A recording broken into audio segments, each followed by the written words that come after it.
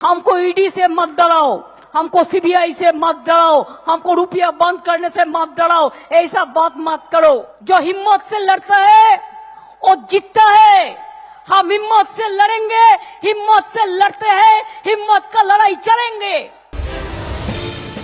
पश्चिम बंगाल में ममता बनर्जी सरकार में कैबिनेट मंत्री पार्थ चटर्जी की गिरफ्तारी के बाद टीएमसी और बीजेपी फिर आमने सामने नजर आ रही है।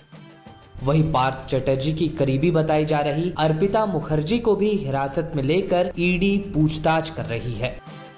शुक्रवार सुबह से चालू ईडी की छापेमारी में अर्पिता मुखर्जी के घर से करीब 21 करोड़ रुपए कैश और 50 लाख का सोना समेत 10 फ्लैट और कई प्रॉपर्टी के दस्तावेज मिलने की जानकारी सामने आई है।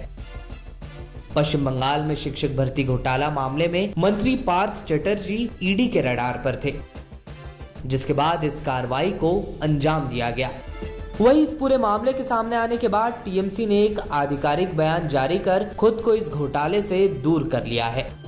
कहा गया है कि टीएमसी का इन पैसों से कोई लेना देना नहीं है। जांच में जिनके भी नाम सामने आए हैं, जवाब देना उनका और उनके वकीलों का काम है। पार्टी अभी पूरे मामले को करीब से देख रही है। समय आने पर उचित प्रतिक्रिया दी जाएगी।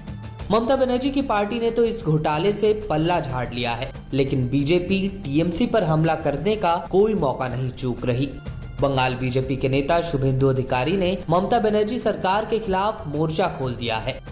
पार्थ चटर्जी की करीबी अर्पिता मुखर्जी के घर पर छापा पड़ने के बाद विधानसभा में विपक्ष के नेता शुभेंदु अधिकारी ने सोशल मीडिया पर कई तस्वीरें पोस्ट की, जिनमें बंगाल की मुख्यमंत्री ममता बनर्जी कोलकाता में पार्थ चटर्जी की अध्यक्षता में आयोजित होने वाली नक्तला उद्यन संघ की दुर्गा पूजा में नजर आई थी। इस तस्वीर में ममता बनर्जी के बगल में पार्थ चटर्जी बैठे हुए हैं। चटर्जी के साथ टीएमसी के पश्चिम बंगाल के अध्यक्ष सुब्रतो बख्शी भी मौजूद है। सुब्रत बख्शी के बगल में अर्पिता मुखर्जी भी बैठी थी।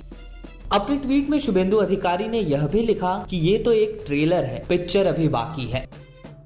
इस पूरे मामले पर अगर नजर दौड़ाए तो हाल में 21 जुलाई को टीएमसी के शहीद दिवस कार्यक्रम में ममता बनर्जी ने बीजेपी पर खूब हमला बोला था। इस कार्यक्रम को टीएमसी का शक्ति प्रदर्शन कहा गया था। ममता बनर्जी ने इस मौके पर 2024 में होने वाले लोकसभा चुनाव को बीजेपी को केंद्र से उखाड़ फेंकने का चुनाव करार दिया था। इसके अलावा बढ़ती महंगाई का ठीकरा भी ममता बनर्जी ने मोदी सरकार पर फोड़ा था। वही केंद्रीय एजेंसियों के दुरुपयोग की बात कहते हुए ममता बनर्जी ने यह भी कहा था कि वह ईडी से डरती नहीं है। खाबो की মানুষ খাবে কি? আমাদের মুড়ি ফিরিয়ে দাও, নইলে বিজেপি বিদায় নাও। আমাদের জিনিস ফিরিয়ে দাও, নইলে বিজেপি বিদায় नाओ। इसको बाद बांग्ला भी तोड़ेंगे। हम बोला बांग्ला को क्रॉस मत करो। इधर में रॉयल बंगाल टाइगर जो है ना, वो बहुत बढ़िया है। पहले उसको देखो, देखने की कोशिश करो। आज बंगाल को 100 दिन का रुपया बंद कर दिया। जो गरीब लोग काम किया 7 महीना से उसको तनख्वाह नहीं मिल रहा है। बांग्ला में आवास योजना बंद कर दिया, ग्रामीण रास्ता बंद कर दिया। ऐसा क्या हुआ कि बंगाल को आप लोगों ने इकोनॉमिक ब्लॉकेट किया? ऐसा क्यों हुआ? पॉलिटिक्स में कोई जीतता है, कोई हारता है, लेकिन पॉलिटिक्स में आप हमको वोट नहीं दिया, इसके लिए हम आपको खाना नहीं देंगे। अगर गरीब लोगों को रुपया नहीं मिलेगा तो सोचिए, बीजेपी पार्टी, हर पार्टी तो आपको डरते हैं, हम नहीं डरते हैं। हम ट्रेन करके, लड़ी करके, हम पूरा आपको दिल्ली में जाएगा और घेराव करेगा दिल्ली का रास्ता में। आप हमको बंद करके नहीं रख सकते हैं कि हम कभी झुकता नहीं है। हम देश पे झुकता है, हम देश का बात पे झुकता है, देश का प्यार पे झुकता है, देश पर काम के झुकता है।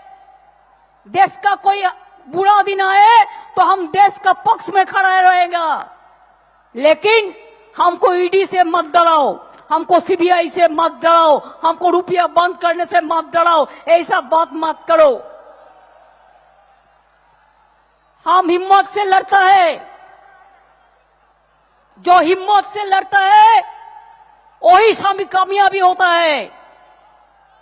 जो डरफूक है वो मरते हैं, जो हिम्मत से लड़ता है वो जीतता है। हम हिम्मत से लड़ेंगे, हिम्मत से लड़ते हैं, हिम्मत का लड़ाई चलेंगे। इसके साथ ही 21 जुलाई को ही टीएमसी ने ये भी ऐलान किया था कि वह आगामी उपराष्ट्रपति के चुनाव में भाग नहीं लेगी। टीएमसी महासचिव और ममता बनर्जी के भतीजे अभिषेक बनर्जी ने यह आरोप लगाया था कि विपक्ष के नेताओं ने कांग्रेस नेता मार्गरेट अल्वा को उपराष्ट्रपति पद का उम्मीदवार बनाने से पहले उनसे बातचीत नहीं की।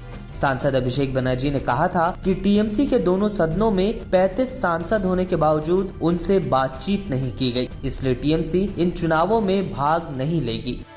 राजनीतिक गलियारों में उपराष्ट्रपति चुनाव को लेकर टीएमसी के इस फैसले पर यह भी खबरें हैं कि ममता बनर्जी अपनी सरकार के सबसे बड़े आलोचक के तौर पर जाने जाने वाले जगदीप धनखड़ को बंगाल के गवर्नर के बजाय देश के उपराष्ट्रपति पद पर ज्यादा पसंद करेंगे। इसलिए शायद पार्टी ने इन चुनावों से दूरी बनाने का फैसला किया है। पश्चिम बंगाल में ईडी की हाल में कार्रवाई और उसके बाद ममता बनर्जी की पार्टी का पल्ला झाड़ लेना और पश्चिम बंगाल में सामने आ रहे नए राजनीतिक समीकरणों के चलते विधानसभा चुनाव के 1 साल बाद भी बंगाल की राजनीति में हलचल लगातार जारी है।